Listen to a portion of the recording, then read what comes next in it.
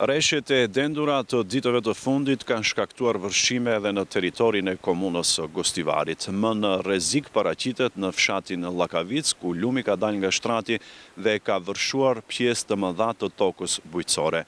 Në hyrje të fshatit dhe përgjatë rrjedhës së lumit, në rrezik janë edhe disa shtëpi të cilat ndodhen në këtë pjesë të këtij fshati.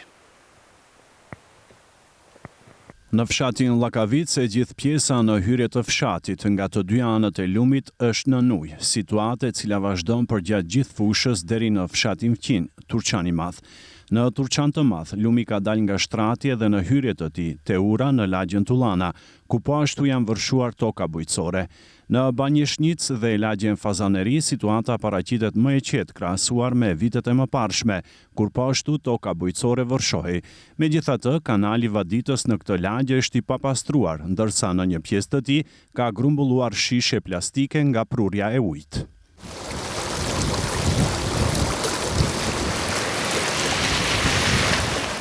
Edhe në fshatin Qegran, gjëgjësisht rruga fushore që lidh këtë fshat me fshatin Fqin, tumçevisht është e vërshuar dhe kalimi është i vështirë.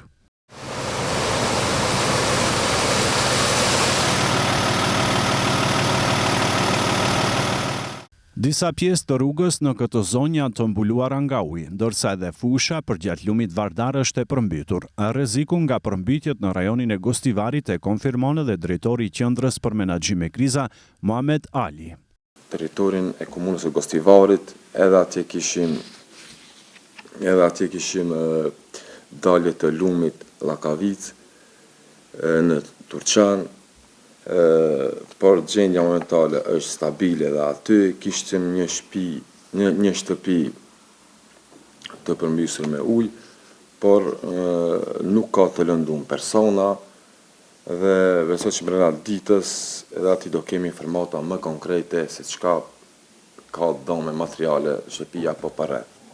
Deri tani nuk kemi informacione se ka të lënduar persona apo të zhdukur persona në territorin e Magjonisë. Gjendja është stabile, jemi në komunikimit të gjithë institucionat relevante.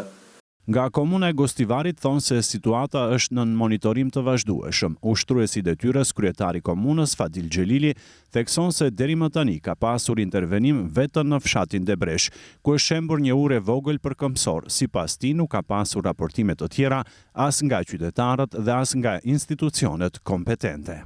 Thënë të drejtën, nuk kam pasur kërkesa nga qytetarë, qoftë në Gostivar apo në vendbanimet parreth.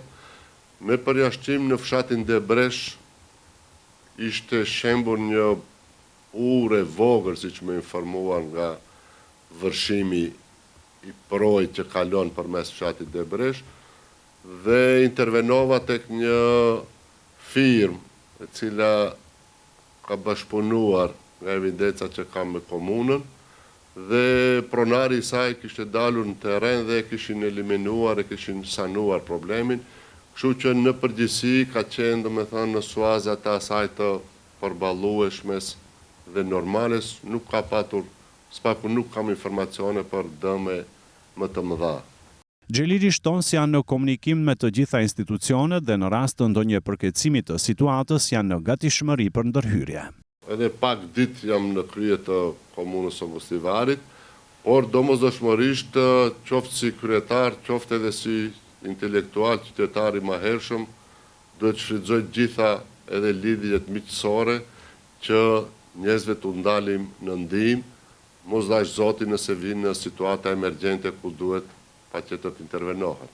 Në fshatin Balindol është regjistruar dalje nga shtrati i lumit Vardar, duke e përmbytur rreth 10 parcela bujqësore dhe disa obore. Për shkak të kësaj situate është zvogluar edhe prodhimi i hecit të Mavrovës.